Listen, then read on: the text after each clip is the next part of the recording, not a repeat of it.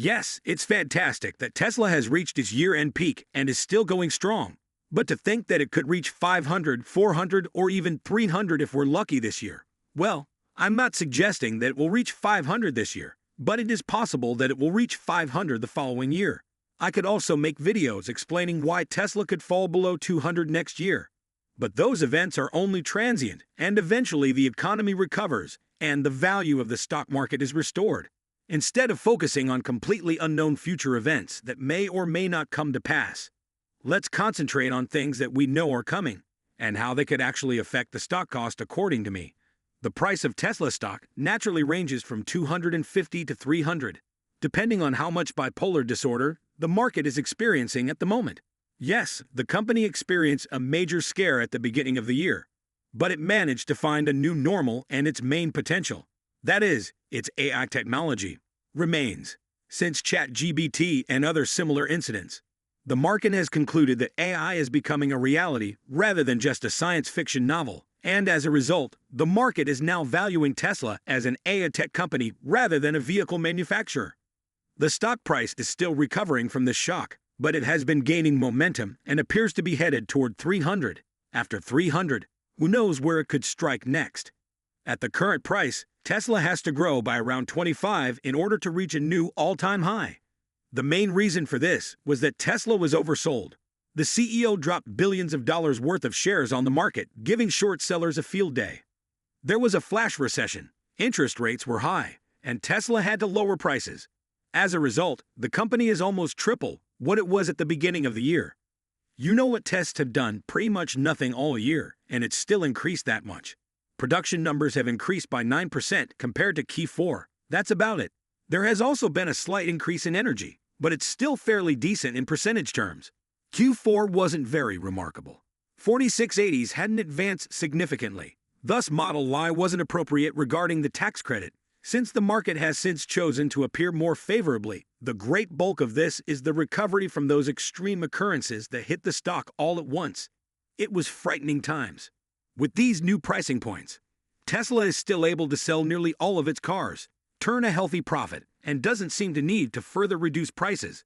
However, from the company's perspective, what has happened internally this year, what hasn't happened, is a serious 4680 ramp breaking ground on Texas or Nevada, a Gen 3 reveal, a Highland launch, or a Cybertruck delivery event. Instead, Texas opened its 4680 line, but nothing notable or exciting to report there. Tesla broke ground on the lithium refinery and some FSD updates. The rest has just been announcements: the new Giga Divider Giga Texas, a covered Model 3 update, an unknown Gen 3 vehicle with revolutionary new manufacturing techniques, and a Cybertruck delivery event. Do you get it? The stock is almost at 300 already and could possibly round to 300 this week. This is the stock's natural price range for Tesla. We're still very close to 300, and these announced events haven't even occurred yet. The market will be starkly reminded of the rate of growth that Tesla is capable of when we actually see progress with them. The only reason we haven't reached our desired 50% growth rate is because the two new factories were built with sales in mind, which turned out to be much more difficult to produce than anticipated. That may have been a bit early, but Tesla still has massive growth targets and isn't relying on 4680 sales for this next phase. Instead, we have Shell's new cells, which are nearly as dense as 2170 sales at the same cost as LOP and much easier to produce than 2170s. Shell has constructed the Model 3 Highland is more significant than most people realize because it's not just a new car. It's a new battery. This means more efficiency, longer range, better value, better performance, and probably more demand and profit. But it doesn't stop there.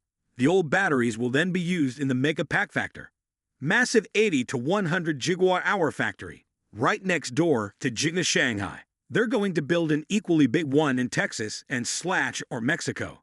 That's enough sales for 3.5 to 4 million more vehicles, or at 150 profit per kilowatt-hour, $27 billion more gross profit, probably raising the company's total gross profit to around $50 billion when all is said and done.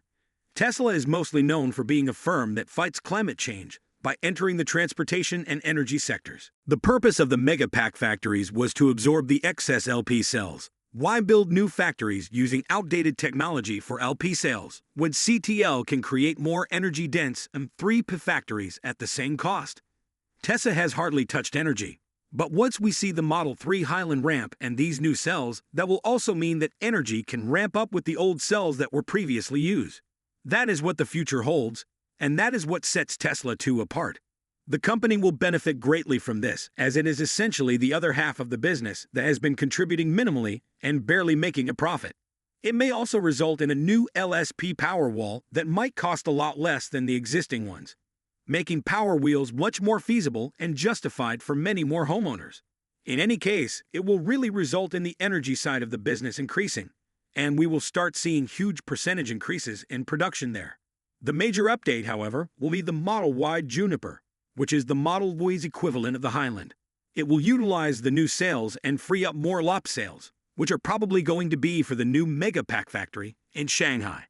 This will result in a significant increase in the business's energy side, with a noticeable increase of up to about 80 gigawatt-hours annually, which is about the current supply of LOP sales.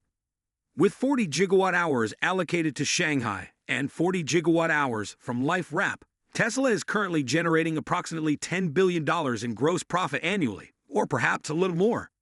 This isn't even accounting for all the additional demand testing we'll receive from the Model Y Juniper, which will feature a new battery that also offers a longer range than Mexico. With construction, they're hopefully progressing at a good rate. I believe we'll see cars coming off the line in Q3 of next year. Not until Q4 at the latest. But in any case, it will be an incredible factory and a fantastic catalyst for the stock. Not to mention, the Cybertruck car is a powerful testament to Tesla's engineering prowess. The 500 mark isn't necessarily my price target for next year. Rather, I'm suggesting that if the market values Tesla at about 300 now, then seeing all these other events come to pass will push the company to new all-time highs. This doesn't even account for any additional announcements we may make later this year or next year, such as the opening of a new factory, is damaging investors in Tesla. Tesla Bull recently expressed his displeasure with Musk's Twitter excavated hat, saying that Musk's and Tesla's brands are being harmed by this soap opera of an issue. If Nvidia and Apple can reach all-time highs already without anything approaching the volume of events and potential that Tesla has for next year alone, then 500 isn't necessarily my price target. And I didn't even bring up robots or FSD. I just wouldn't be too shocked if we really did achieve 500 because FSD looks like it's going to make some pretty good progress this year and next. Don't get me wrong, there's a chance that the stock price will rise above the level of the fundamentals and then fall back to 300 or even lower.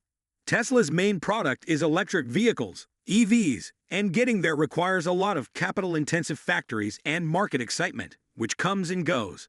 In this way, stocks are similar to popularity contests, where their success or failure depends on the market's perception and potential internal company breakthroughs.